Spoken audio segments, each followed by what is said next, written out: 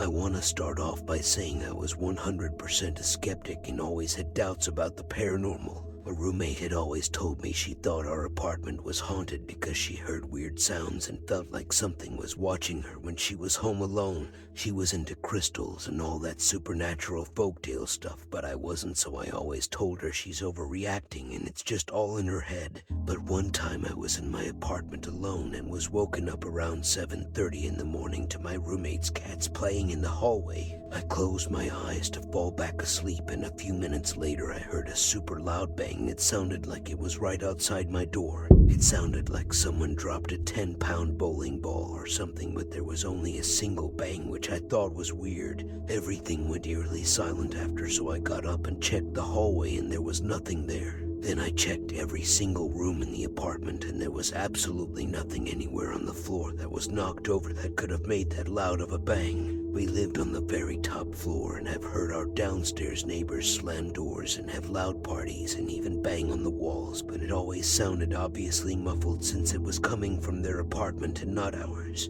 But this bang sounded like it was right outside my door. Being a skeptic, I shrugged it off as nothing and lied back down. Well, about 5 minutes later, I suddenly got this overwhelming sense of fear, and then a weird feeling as if someone was watching me from my bathroom, which was open just a couple of inches. And for about 10 minutes, I was just staring in that direction because I couldn't shake off this feeling that someone was watching me from in there. Then, all of a sudden, I hear things falling in my bathroom into what sounded like the bathtub, and I got so scared that I ran to my living room and laid on the couch for about 2 hours just staring in the direction of my room, waiting to see if anything else would happen. After about those 2 hours, my roommate came home and I told him what happened and to go with me to see what had fallen in my bathroom.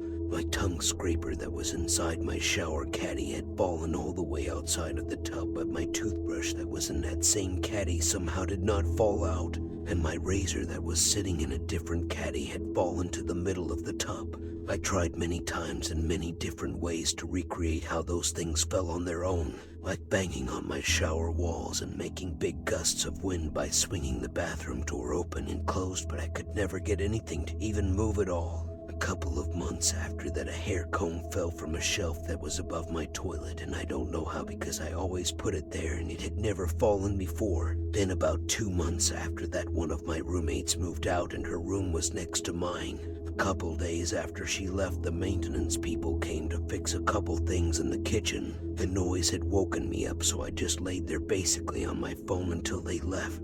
After a good while, I heard them leave our apartment. I was wide awake at this point, but I tried to get a little more sleep.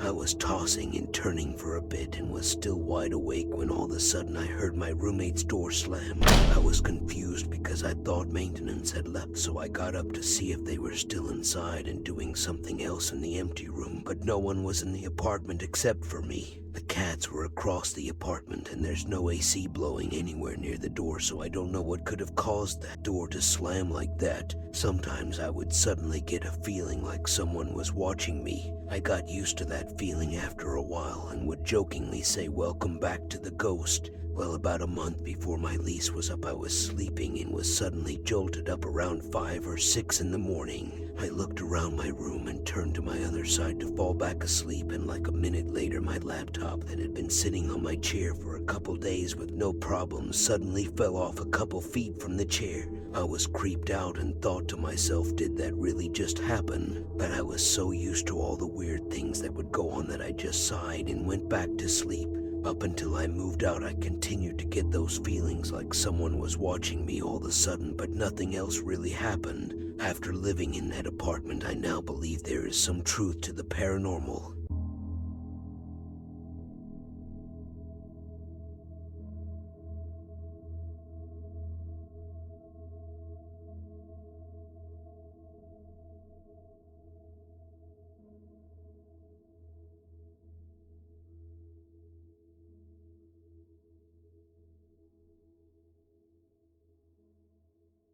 For some backstory, my best friend of almost 2 decades moved in with me and my husband with most of her things and her dog after a bad divorce. About 6 months later, she passed away unexpectedly due to a tragic accident at work. It was absolutely devastating. She had just recently become a genuinely happy person again after months of struggling with depression and the implications of her divorce. She was definitely the kind of person to light up any room she walked into. She was kind, funny, and charismatic. I was a wreck after she passed, and I was left to deal with all of her things because her family lived out of the country and couldn't come over due to COVID restrictions. I was not a spiritual or superstitious person, but things started getting weird about a week after she passed. The first thing I noticed is I started having out-of-body dream experiences about her. They felt so real I would wake up crying. I convinced myself this was due to grief and was most likely normal.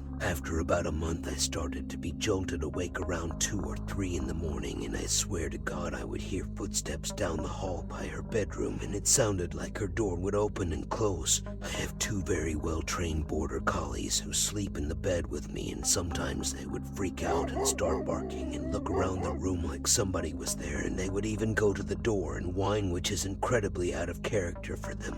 It started to happen almost nightly, and I would even go check everything out but never found anything or anyone. Me and my husband lived alone, and it's a newly built house, so there's no creaking or weird noises from loose pipes or wind drafts or anything like that. As weeks went by, things started to get even more peculiar. Our routine prior to my friend passing was that I would leave for work at 5 or 6 a.m. and she didn't have to be at work till about 9 or 10, so she would hang out with my dogs in her room after I left.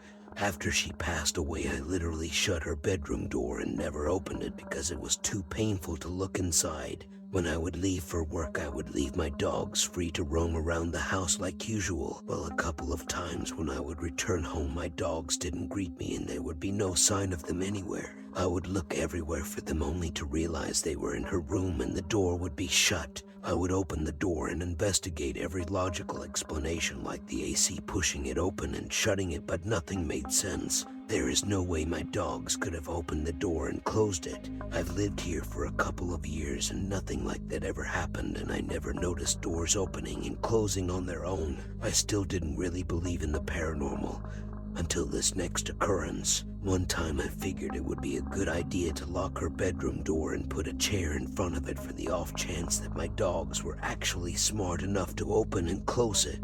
But the next day when I returned from work, my dogs were somehow in the room again, and the chair was slid perfectly straight all the way down the hall and was still standing upright. It had to be the absolute freakiest moment of my entire life and really made me rethink my disbelief in the superstitious and even the afterlife. It's been about 6 months since her death, and there is still little odd things that happen. I still hear footsteps sometimes and occasionally smell her cleaning supplies and this laundry detergent she particularly loved to use. My dogs will occasionally go to her door and cry like something is in there, and sometimes stare in the general direction of her room and act like they're on edge. But I have become less scared of the little weird happenings because I feel like it's just her keeping me in our dog's company, and it's honestly a little comforting knowing she is still around. Rest in peace, Bethany.